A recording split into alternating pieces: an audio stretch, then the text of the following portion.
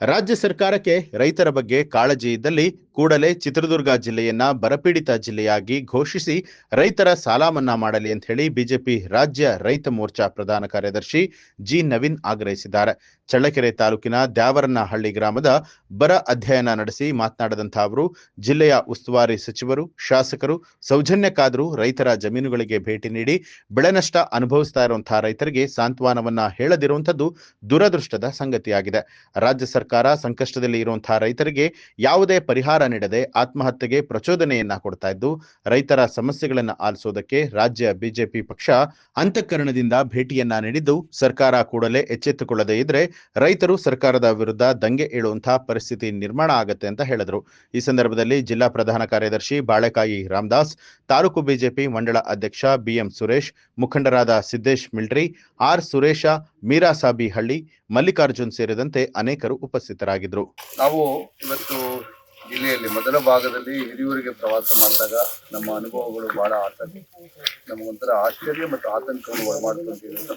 ಯಾಕಂತಂದ್ರೆ ಈ ಜಿಲ್ಲೆಯಲ್ಲಿ ಉಸ್ತುವಾರಿ ಮಂತ್ರಿ ಇದ್ದಾರೆ, ಹಿರಿಯೂರು ಶಾಸಕರಿದ್ದಾರೆ, ಚಳ್ಳಕೆರೆ ಶಾಸಕರಿದ್ದಾರೆ. ದುರಂತ ಅಂತಂದ್ರೆ ಅಟ್ಲೀಸ್ಟ್ ಸೌಜನ್ಯಕ್ಕಾದ್ರೂ ಉಸ್ತುವಾರಿ ಮಂತ್ರಿಗಳಾಗ್ಲಿ ಶಾಸಕರುಗಳಾಗ್ಲಿ ಒಂದು ರೈತರನ್ನ ಒಂದು ಸೌಜನ್ಯಕ್ಕೂ ಬಂದು ಮಾತಾಡ್ತಿಲ್ಲ. ಪರಿಹಾರ ಕೊಡೋದಿರ್ಲಿ, ಅದು ಎರಡನೇ ವಿಷಯ.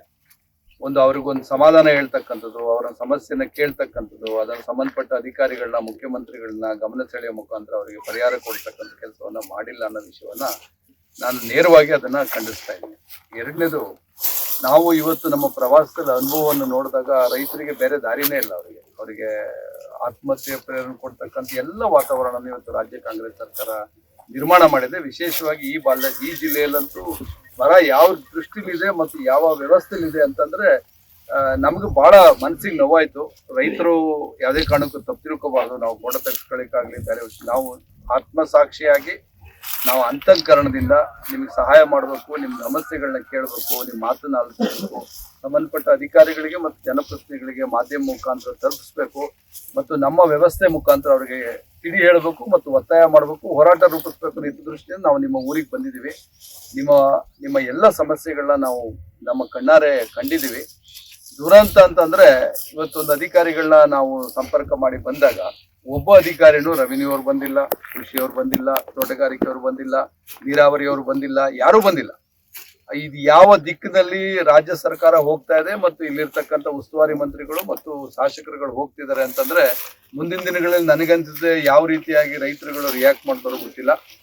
ಮಾಧ್ಯಮಗಳ ಮುಖಾಂತರ ಮತ್ತೊಮ್ಮೆ ನಾನು ಒತ್ತಾಯ ಮಾಡ್ತಾ ಇದ್ದೀನಿ.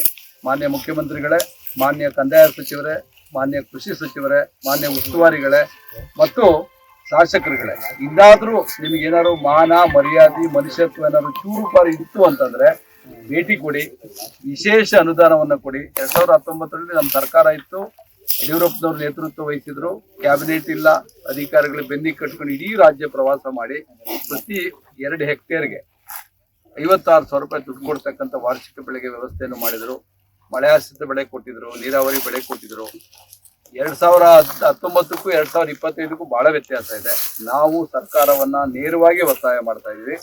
ಅಟ್ಲೀಸ್ಟ್ 1 ಎಕರೆಗೆ 50,000 ರೂಪಾಯಿ ಕಾಂಪನ್ಸೇಷನ್ ಕೊಡಬೇಕು, ರೈತರ ಸಾಲವನ್ನ ಮನ್ನಾ ಮಾಡಬೇಕು. ಈ ಒಂದು ಸಮಸ್ಯೆಗೆ ಏನು ಸಮಸ್ಯೆ ಆಗಿದೆ ಅದನ್ನ ವೈಜ್ಞಾನಿಕವಾಗಿ ಪರಿಹಾರವನ್ನು ಕಂಡುಹಿಡ್ಕೋಬೇಕು. ಇವತ್ತು ನಮ್ಮ ಚಳ್ಳಕೆರೆ, ವಿಶೇಷವಾಗಿ ನಮ್ಮ ಚಳ್ಳಕೆರೆ ಅಂದ್ರೆ ಬಯಲುಸೀಮೆ ಪ್ರದೇಶ. ಇವತ್ತು ಇಡೀ ಕರ್ನಾಟಕ ರಾಜ್ಯದಲ್ಲಿ ಅತ್ಯಂತ ಕಮ್ಮಿ ಮಳೆ ಆಗ್ತಕ್ಕಂಥ ಪ್ರದೇಶ ಯಾವುದನ್ನ ಇದ್ರೆ ಅದು ನಮ್ಮ ಚಳ್ಳಕೆರೆ ಭಾಗ. ಹಾಗಾಗಿ ಇಂಥೊಂದು ಭಾಗದಲ್ಲಿ ಇವತ್ತು ನಮ್ಮ ರಾಜ್ಯದ ರೈತ ಮೋರ್ಚಾ ಪ್ರಧಾನ ಕಾರ್ಯದರ್ಶಿಗಳಾಗಿರ್ತಕ್ಕಂಥ ನವೀನ್ ಅಣ್ಣವರು, ನಮ್ಮ ಜಿಲ್ಲಾಧ್ಯಕ್ಷರು ವೆಂಕಟೇಶ್ ಅಣ್ಣವರು, ನಮ್ಮ ರೈತ ಕಾರ್ಯದರ್ಶಿ ಮಲ್ಲಿಕಾರ್ಜುನ್ ಅವರು, ನಮ್ಮ ಬುಡೇಕಟ್ಟೆ ರಾಜೇಶ್ ಅಣ್ಣವರು ಕಾರ್ಯದರ್ಶಿಗಳು ರೈತ ಮೋರ್ಚಾ ರಾಜ್ಯ, ನಮ್ಮ ರಾಮರಾಜ್ ಅಣ್ಣವರು, ನಮ್ಮ ಸುರೇಶ್ ಅಣ್ಣವರು, ಎಲ್ಲ ಮಂಡಲದ ಪದಾಧಿಕಾರಿಗಳು ಇವತ್ತು ನಾವೆಲ್ಲ ಬಂದಿರತಕ್ಕಂಥದ್ದು. ಇವತ್ತು ನಾವು ಇಡೀ ಜಿಲ್ಲೆಯಲ್ಲಿ ಇವತ್ತು ಹಿರಿಯೂರನ್ನ ಪ್ರವಾಸ ಮಾಡಿದ್ದೇವೆ. ಇವತ್ತು ನಾವು ಚಳ್ಳಕೆರೆ ಭಾಗದಲ್ಲೂ ಪ್ರವಾಸವನ್ನು ಮಾಡ್ತಾ ಇದ್ದೇವೆ. ರೈತರ ಜಮೀನುಗಳಿಗೆ ಭೇಟಿ ಕೊಟ್ಟಂತಕ್ಕಂಥ ಸಂದರ್ಭದಲ್ಲಿ ಇವತ್ತು ಯಾವುದೇ ನಮ್ಮ ಈ ವಿಶೇಷವಾಗಿ ಹಿರಿಯೂರು, ಚಳ್ಳಕೆರೆ, ಮೊಳಕಾಲ್ಮೂರಲ್ಲಿ ಮಳೆನೇ ಆಗಿಲ್ಲ. ಹಾಗಾಗಿ ಇವತ್ತು ಏನು ರೈತರು ಬೆಳೆಗಳನ್ನ ಇಟ್ಟು ಇವತ್ತು ಫಸಲು ಬರ್ದೇನೆ ಇವತ್ತು ಭಾಳಷ್ಟು ಕಂಗಾಲಾಗಿರ್ತಕ್ಕಂಥ ಪರಿಸ್ಥಿತಿ ನಾವಿಲ್ಲಿ ರೈತರನ್ನ ನೋಡ್ತಾ ಇದ್ದೀವಿ. ಇವತ್ತು ಬಂಡವಾಳಗಳು ಹಾಕ್ಕೊಂಡು ಸಾಲಗಳು ತಂದು ಇವತ್ತು ರೈತರು ನಮ್ಮ ಜಿಲ್ಲೆಯಲ್ಲಿ ವಿಷಯ ಕುಡಿಯತಕ್ಕಂಥ ಪರಿಸ್ಥಿತಿಯಲ್ಲಿದ್ದಾರೆ. ಯಾಕಂದರೆ ಯಾವುದೇ ಸರ್ಕಾರನೂ ಈ ಕಡೆ ಗಮನ ಹರಿಸ್ತಾ ಇಲ್ಲ. ಯಾವುದೇ ಶಾಸಕರಾಗಲಿ, ಮಂತ್ರಿ ಆಗಲಿ, ರಾಜ್ಯ ಸರ್ಕಾರ ಅಧಿಕಾರಿಗಳು ಸಹ ಇವತ್ತು ಜಮೀನುಗಳಿಗೆ ಬಂದು ಏನಾಗಿದೆ ಅನ್ನೋ ಒಂದು ಅಧ್ಯಯನವನ್ನು ಸಹ ಮಾಡ್ತಾ ಇಲ್ಲ. ಹಾಗಾಗಿ ನಾನು ರಾಜ್ಯ ಸರ್ಕಾರಕ್ಕೆ, ಇಲ್ಲ ಸ್ಥಳೀಯ ಶಾಸಕರಿಗೆ ಮತ್ತು ಮಂತ್ರಿಗಳಿಗೆ ಹೇಳೋದಿಷ್ಟೇ, ಈ ಕೂಡಲೇ ರಾಜ್ಯ ಸರ್ಕಾರದಿಂದ ನಮ್ಮ ರೈತರಿಗೆ ಏನು ಇದು ಬರ ಪೀಡಿತ ಪ್ರದೇಶ ಅಂತ ಘೋಷಣೆ ಆಗಬೇಕು. ನಮ್ಮ ರೈತರು ಏನು ಬೆಳೆಗಳಿಟ್ಟಿದ್ದಾರೆ ಅವರಿಗೆ ಹೆಕ್ಟೇರ್ ಲೆಕ್ಕಕ್ಕೆ ಪರಿಹಾರಗಳನ್ನ ಕೊಡಬೇಕು ಅಂತ ಈ ಸಂದರ್ಭದಲ್ಲಿ ನಾನು ಒತ್ತಾಯ ಮಾಡ್ತೇನೆ. ನ್ಯೂಸ್ ಅಲರ್ಟ್, ನಿಮ್ಮಿಂದ ನಿಮಗಾಗಿ. ಮೊಳಕಾಲ್ಮೂರು ತಾಲೂಕಿನ ಮರ್ಲಹಳ್ಳಿ ವಾಲ್ಮೀಕಿ ಯುವ ಗೆಳೆಯರ ಬಳಗದ ವತಿಯಿಂದ ಆಯೋಜನೆ ಮಾಡಲಾಗಿದ್ದ ರಾಜಋಷಿ ಮಹರ್ಷಿ ವಾಲ್ಮೀಕಿ ಜಯಂತಿ ಕಾರ್ಯಕ್ರಮವನ್ನ ವಕೀಲರು ಹಾಗೂ ಸಮಾಜ ಪರಿವರ್ತನಾ ವೇದಿಕೆಯ ಜಿಲ್ಲಾಧ್ಯಕ್ಷರಾದ ಎಸ್ ಪರಮೇಶ್ ಉದ್ಘಾಟನೆ ಮಾಡಿದರು. ಈ ಕುರಿತು ಮಾತನಾಡಿದಂತಹ ಅವರು, ಒಬ್ಬ ಮನುಷ್ಯ ತನ್ನ ಅದ್ಭುತ ವಿಚಾರ ಶಕ್ತಿಯಿಂದ ಎಷ್ಟು ಎತ್ತರಕ್ಕೆ ಬೆಳೆಯಬಹುದು ಮತ್ತು ಜ್ಞಾನದ ಬಲದಿಂದ ಶತಶತಮಾನಗಳು ಉರುಳಿದ್ರೂ ಕೂಡ ಜೀವಂತವಾಗಿ ಇರಬಹುದು ಅನ್ನೋದಕ್ಕೆ ನಮ್ಮ ವಾಲ್ಮೀಕಿ ಮಹರ್ಷಿಗಳೇ ಸಾಕ್ಷಿಯಾಗಿದ್ದಾರೆ. ಆ ಕಾಲದಲ್ಲಿ ರಾಮಾಯಣ ಗ್ರಂಥವನ್ನ ರಚಿಸಿ ಇಂದಿಗೂ ಕೂಡ ಅಮರರಾಗಿದ್ದಾರೆ. ಇದಕ್ಕೆಲ್ಲ ಅವರ ಸಾಹಿತ್ಯ ರಚನೆಯೇ ಕಾರಣ ಆಗಿದೆ. ಹಾಗಾಗಿ ಮಹರ್ಷಿ ವಾಲ್ಮೀಕಿ ಅವರ ಆದರ್ಶಗಳನ್ನ, ಚಿಂತನೆಗಳನ್ನ ಮೈಗೂಡಿಸಿಕೊಳ್ಳೋಣ. ಮಕ್ಕಳಿಗೆ ಒಳ್ಳೆಯ ಶಿಕ್ಷಣ ಕೊಡುವುದರ ಮೂಲಕ ಒಳ್ಳೆಯ ಪ್ರಜೆಗಳಾಗಿ ಮಕ್ಕಳನ್ನ ಒಳ್ಳೆಯ ಆಸ್ತಿಯಾಗಿ ರೂಪಿಸೋಣ ಅಂತ ಕರೆ ನೀಡಿದರು. ಈ ಕಾರ್ಯಕ್ರಮದಲ್ಲಿ ಗ್ರಾಮ ಪಂಚಾಯಿತಿ ಅಧ್ಯಕ್ಷರಾದ ಪಾಪಣ್ಣ, ಸದಸ್ಯರಾದ ಮಂಗಳಮ್ಮ, ತಿಪ್ಪೇಸ್ವಾಮಿ, ಪೆದ್ದಣ್ಣ, ಮಮತಾರಾಜು ಹಾಗೂ ಊರಿನ ಮುಖಂಡರಾದ ಸಣ್ಣಗುಂಡ ಬೋರಯ್ಯ, ಗೊಡ್ಲಯ್ಯ, ಸೂರಪಾಪಯ್ಯ ಸೇರಿದಂತೆ ಅನೇಕರು ಉಪಸ್ಥಿತರಾಗಿದ್ದರು. ರೀತಿಯಲ್ಲಿ ನಮ್ಮೆಲ್ಲರ ಆದಿಕವಿ ಮಹರ್ಷಿ ವಾಲ್ಮೀಕಿ ಜಯಂತಿಯನ್ನ ಪ್ರತಿಯೊಬ್ಬರ ಮನೆಗಳಲ್ಲಿ ಮತ್ತು ಮನಸ್ಸುಗಳಲ್ಲಿ ತುಂಬಾ ಹಬ್ಬದ ರೀತಿಯಲ್ಲಿ ಆಚರಣೆ ಮಾಡಿರುವಂತಹ, ಇಂತಹ ಒಂದು ಒಳ್ಳೆಯ ಕೆಲಸಕ್ಕೆ ಕೈ ಹಾಕಿರುವಂತಹ ಕುಮಾರ್ ಹಾಗೂ ಅವರೆಲ್ಲ ಆ ಸಂಗಡಿಗರಿಗೆ ನಾನು ಮೊಟ್ಟ ಮೊದಲನೇದಾಗಿ ಗೌರವಪೂರ್ವಕವಾಗಿರ್ತಕ್ಕಂಥ ಕೃತಜ್ಞತೆಗಳನ್ನ ಸಲ್ಲಿಸಲಿಕ್ಕೆ ಬಯಸ್ತೇನೆ. ಸ್ನೇಹಿತರೆ, ನಾವೆಲ್ಲರೂ ಅರ್ಥ ಮಾಡ್ಕೊಳ್ಬೇಕಾಗಿರೋದು ಏನು ಅಂತಂದ್ರೆ, ನನಗನ್ಸುತ್ತೆ ಮಹರ್ಷಿ ವಾಲ್ಮೀಕಿ ಜಯಂತಿ ಇಡೀ ನಮ್ಮೂರಲ್ಲಿ ಮತ್ತು ನಮ್ಮ ಯುವಕರಲ್ಲಿ ಒಂದು ಒಗ್ಗಟ್ಟನ್ನ ಪ್ರದರ್ಶನ ಮಾಡಲಿಕ್ಕೆ ಒಂದು ಬಹುದೊಡ್ಡ ವೇದಿಕೆಯಾಗಿದೆ ಅಂತ ನಾನಂತೂ ಭಾವಿಸ್ತೇನೆ. ಅದರ ಜೊತೆನಲ್ಲಿ ಒಂದು ಮಾತಿದೆ, ಎರಡೇ ಮಾತನ್ನ ಹೇಳ್ತಾರೆ. ಒಂದು ಮಾತು ಏನು ಅಂತಂದ್ರೆ, who forget the history, we do not create the history. ಅಂದ್ರೆ ಇತಿಹಾಸವನ್ನ ಅರಿಯದವರು ಇತಿಹಾಸವನ್ನ ಸೃಷ್ಟಿ ಮಾಡಲಾರರು.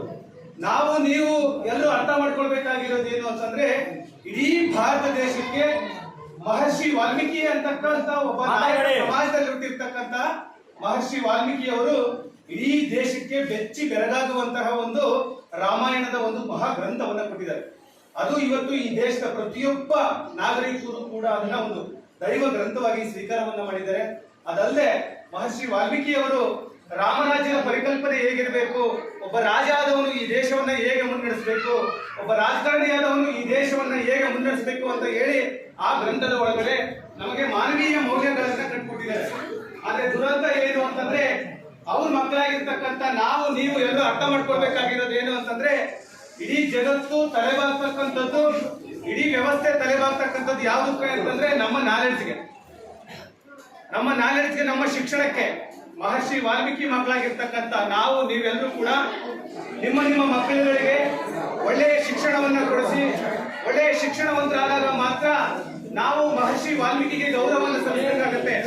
ಅವ್ರ ಮಕ್ಕಳಾಗಿರ್ತಕ್ಕಂಥ ನಾವು ಅವರ ಆದರ್ಶಗಳನ್ನು ಇಟ್ಕೊಂಡು ಅವರದೇ ದಾರಿಯಲ್ಲಿ ಪ್ರೀತಿ, ಕರುಣೆ, ಮೈತ್ರಿ, ಮಮತೆಯನ್ನ ಸಾಕಿಕೊಟ್ಟಂತವರು ಮಹರ್ಷಿ ವಾಲ್ಮೀಕಿ ಅವರು. ಸಕಲ ಜಾತಿಗೂ ಕೂಡ ಸಲ್ಲುವಂತವರು ಮಹರ್ಷಿ ವಾಲ್ಮೀಕಿ ಅವರು. ಸೊ ಹಾಗಾಗಿ ನಿಮ್ಮೆಲ್ಲರೂ ನನ್ನ ಕೈ ಮುಗಿದು ಬೇಡ್ಕೊಳ್ಳೋದು ಏನು ಅಂತಂದ್ರೆ, ನಿಮ್ಮ ಮಕ್ಕಳುಗಳಿಗೆ ಒಳ್ಳೆಯ ಶಿಕ್ಷಣವನ್ನ ಕೊಡಿಸಿ, ನಿಮ್ಮ ಮಕ್ಕಳುಗಳನ್ನೇ ಶಿಕ್ಷಣದ ಆಸ್ತಿವಂತರನ್ನಾಗಿ ಮಾಡಿ ಈ ಸಮಾಜಕ್ಕೆ ನಾವೆಲ್ಲರೂ ಮಹರ್ಷಿ ವಾಲ್ಮೀಕಿಯ ಒಂದು ಆದರ್ಶಗಳನ್ನ, ಅವರ ದಾರಿ ದೀಪದಲ್ಲಿ ನಾವೆಲ್ಲರೂ ಕೂಡ ಸಾಗೋಣ ಅಂತಕ್ಕಂಥ ಮಹತ್ತರ ಸಂದೇಶವನ್ನ ನಿಮ್ಮೆಲ್ಲರಿಗೂ ಕೂಡ ನೀಡ್ತಾ ನನ್ನ ಮಾತನ್ನು ಮುಗಿಸ್ತೇನೆ. ನ್ಯೂಸ್ ಅಲರ್ಟ್, ನಿಮ್ಮಿಂದ ನಿಮಗಾಗಿ.